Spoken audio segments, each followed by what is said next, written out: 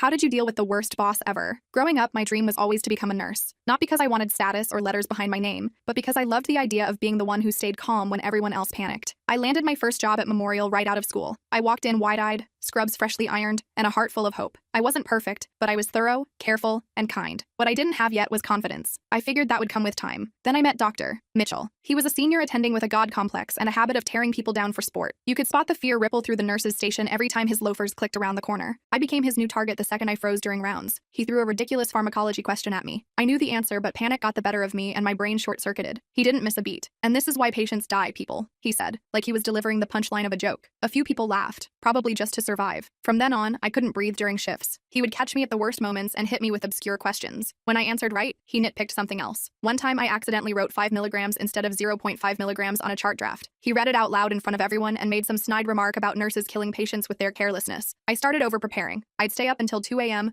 reviewing dosages, protocols, and patient histories, but he always found something to rip apart. The final straw came when he mocked my handwriting so badly that a patient's family asked for a different nurse. I broke down in the parking lot. I couldn't take another day of being humiliated for trying to do my job, but then something inside me clicked. If he could scrutinize my work, then I could scrutinize his. So I started paying attention. I took notes. Every time he skipped a drug interaction check, every time he rushed through prescribing without verifying allergies, every outdated protocol he still clung to. I logged it all with timestamps and patient IDs. 2 weeks later, we had a quarterly staff meeting with board members present. He walked in like he owned the place, looked right at me, and tossed out another impossible question. I answered it perfectly. He still rolled his eyes and followed it with a sexist jab that made a couple residents chuckle. That's when I stood up. My hands weren't shaking for once. "That's interesting, Dr. Mitchell," I said. "I've actually been tracking some of the interaction oversights in our department lately. Thought it was worth sharing." I handed Director Sarah a folder and sat back down. The room went dead quiet. Inside that folder were 3 clear cases where Mitchell's carelessness could have seriously harmed patients if nurses hadn't stepped in. The documentation was solid, clinical, and backed up by EMR logs. His face went pale. Nobody said a word, not even him. A week later, he got reassigned to supervise duties. And after that, other nurses started coming forward. Turns out he'd been pulling this crap for years. People were just too scared to speak. I still got side-eyed by some staff, but others started nodding at me in the hallways. For once, I didn't feel invisible. 2 weeks later, Mitchell returned to the floor, looking smaller somehow. He walked up to me, clearly about to quiz me again, but Nurse Elaine stepped in and said, "Did you finish your sensitivity training yet?" He froze. His mouth opened, then shut. His hands were shaking. That was the first time I saw fear in his eyes. Later that night, Director Sarah pulled me aside and told me I'd kick-started long overdue change. That was all she said. That was all I needed. The hospital's culture wasn't fixed overnight, but I could finally breathe. And more importantly, so could the rest of us.